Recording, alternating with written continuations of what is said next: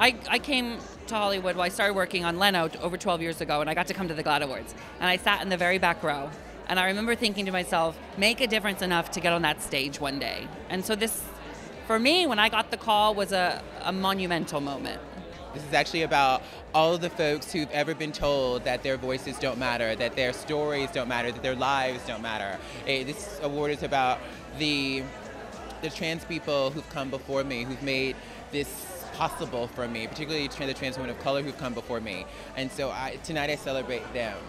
I think that for a long time, I guess people have judged our community like really harshly without even experiencing or knowing what we're about. And we're good people, and we don't deserve to be treated that way. So I think that now it's like that time that everybody's like awakening and learning and actually like making a judgment from their own experience. Well, most people they're just not educated as to the terminology and what it means. And I had to educate myself to a certain extent. And through the process of really learning and about, how the different definitions of how people define themselves and really thinking about how I identify, I came to realize that I am transgender, and I'm happy and I'm proud of it.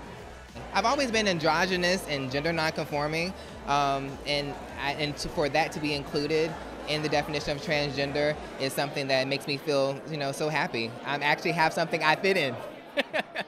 Look how far we've come. I think that's what I really want. Look how far we've actually come. I don't think I'm staying next to J-Lo yet. Give me a couple more years. But she has to acknowledge my existence. I'm on that stage. She's there. She's going to be looking at me. I didn't think about asking her to be on my show, because I might just do it. I have no class. They should have put a fence up. Don't we talk to J-Lo? Put a fence up. I don't think I'm going to get close to her, but if I do, I think everyone worships at the altar of J-Lo, so I will probably geek out if I see her. She absolutely deserves it. She deserves the recognition, and more than that, the acknowledgement. She's a phenomenal person. I'm just astonished. I think it is changing, and it's great because we're sort of past maybe the coming out sort of storylines, and now characters are being just recognized as being, well, yeah, they're gay or lesbian or bisexual, but that's not the focal point. That's not the part of the story. They just are, like we see heterosexual characters, and it's not about them being heterosexual.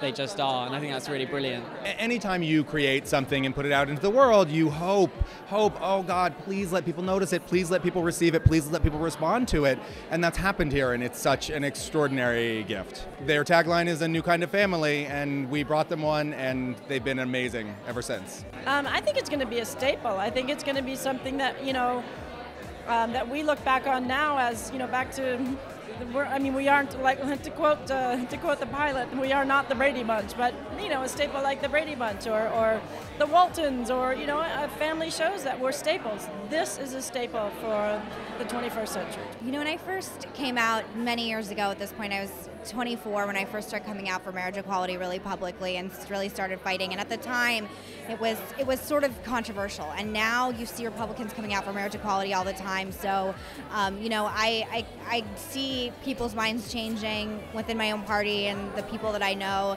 And it's a very exciting time to see so much progress.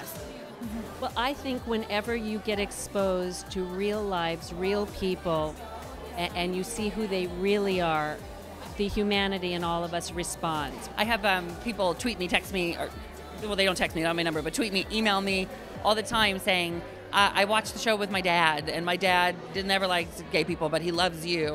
I've been so blessed to meet a number of trans youth over the past year, particularly the past 6 months, who told me directly that my work and the character that I play on Orange Is the New Black has really touched them. As a student at Vanderbilt, a young trans man said that now when I tell people that I'm trans, they're like, oh, like Sophia from Orange Is the New Black, and then they move on.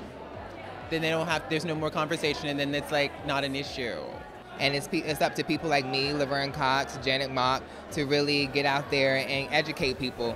You can't blame people for being ignorant. You know what I mean? Ignorance is ignorance and it's sad, but you can educate them. And that's something that I want to do and continue to do.